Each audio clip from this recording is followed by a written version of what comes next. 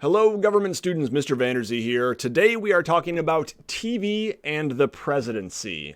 You're going to be watching a short video in a little bit, so you can hear from someone other than me. But first you hear from me a little bit. We're going to be talking about what TV allows for and what's necessary for success in the TV age. All right, so first, what does TV allow for? The first thing is ads. And these ads can be both positive, where you're promoting yourself or your candidate or your causes, or they can be negative, where you're attacking your opponents. We see a lot of those too. The second one, mass exposure. Basically, everything is going to be under the lens. You will be scrutinized. There will be a lot of attention on you as a candidate or as a president, and that can be both good and bad. Thirdly, mass access. That means that you as the candidate, or especially as the president, have access to the media. You can call a press conference. You can get your message out there to the people pretty much anytime you want. This is what we refer to as the bully pulpit. You can go right to the people. You don't have to go through Congress or through newspapers. You can just have the cameras, the TV stations will tune in, the State of the Union or even President Trump's recent addresses about the coronavirus.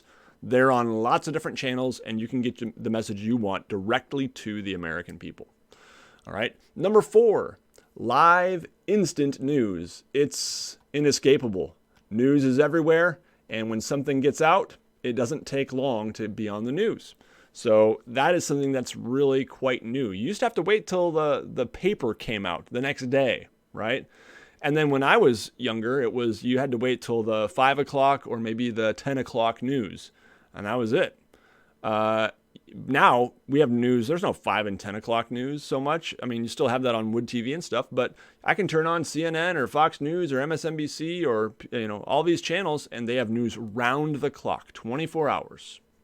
All right, number 5, public polls. And public polls can impact a president, okay, or a candidate, because they're more present, they're right in your face there on TV. 80% of the public feels that blah, blah, blah, and the president can see that, and that can impact what the president's policy is. When they're seeing the public opinion right there in their face on TV. All right. Enhanced media gatekeeping is number 6. All right, let's talk about this one. This one needs a little breaking down. Basically, we have to be a little bit careful. The media can act as a gatekeeper, and they are not totally unbiased. They are the avenue through which we can get involved in politics. We can hear about what's going on in the political realm, but they don't tell us the whole story always. And sometimes they might favor, for example, in the primary campaign right now, they might favor one candidate over another. The media might just like this person better. And it might not be so obvious, but they're just giving that person more positive coverage. And we have to be careful what the media is showing us. They act as a gatekeeper. And that kind of gets us down into the next one a little bit too. And that is broadcasting,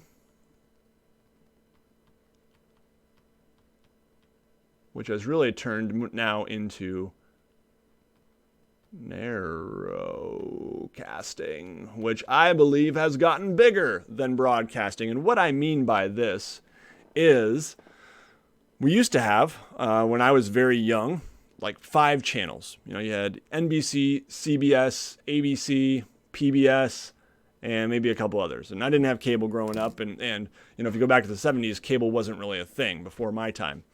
And you really could not get away from, hearing the news from from just a few different stations, right? We didn't have very many options, and you would know what, one paper thought and what the other newspaper thought too. And you would see them side by side at the newsstand the next day. And, you couldn't really escape that much from news channels and ignore ones you didn't like. Nowadays, we have so many options. There are hundreds of different news agencies and websites and, thousands of websites especially. But on TV, You have so many different options for entertainment, for news, and they are often blended together, news and entertainment. And because of that, we have the option to really choose and to latch onto those we agree with more. And this is probably one of the reasons we're so polarized today. Sometimes we call these echo chambers, where we are only around opinions we already agree with, and we don't listen to the other ones, all right? And so we tend to maybe demonize the other side because we're not really hearing their opinions that much because we are into our station. All right. So that's something I think we have to be very careful of, and know that, in general, these two especially involve us as consumers, as citizens, being critical of what we're seeing in the media. All right. What is necessary for success in the TV age? Let's talk about that next. Let me flip over to my next page of notes here.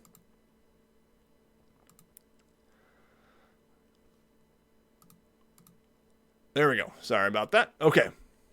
First, communication skills.